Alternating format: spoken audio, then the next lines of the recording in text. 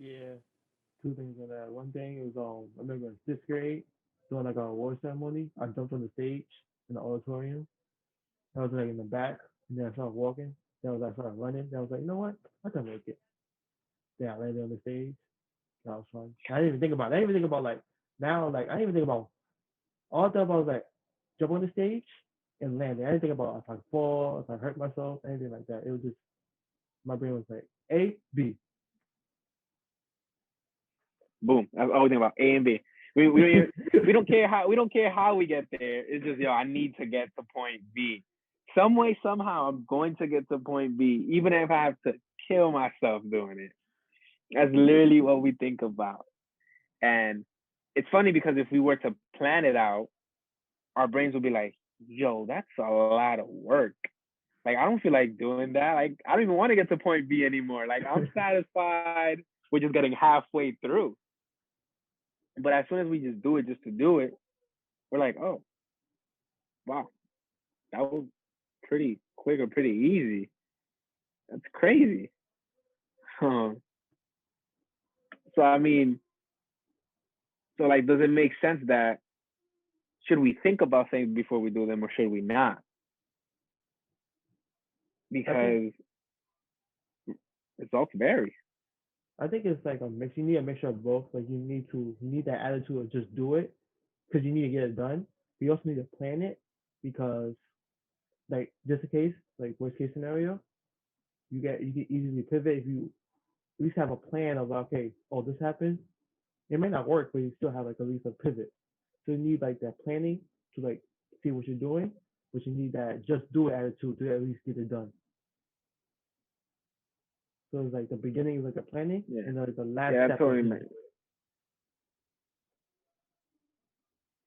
yeah.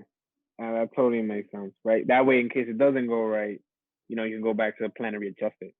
Um, but then now we have to think about like how many people really take the time to plan it, or how many people really take the time to go back and readjust. Because again, as we were talking about, like as soon as it doesn't work out for someone, the first thing they say is like, "Yeah, I just can't do this. I just can't." But if you have that just do it attitude, then you're like, "Nah, I'm gonna do this. Like, forget all of you. I'm gonna do this. I really am." Um, so like you do need a mixture of both.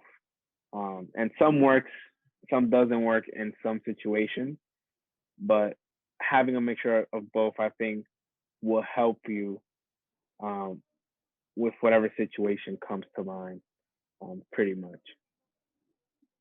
Yeah.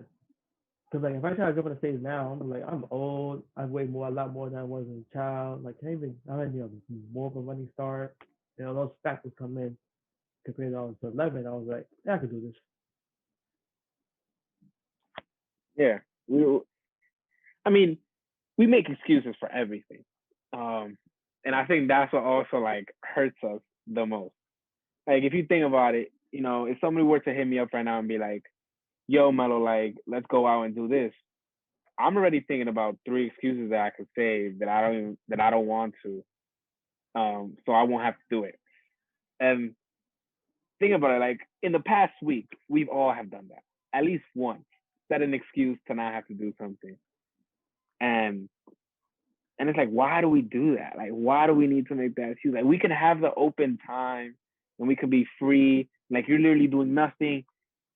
Nah, I don't feel like going.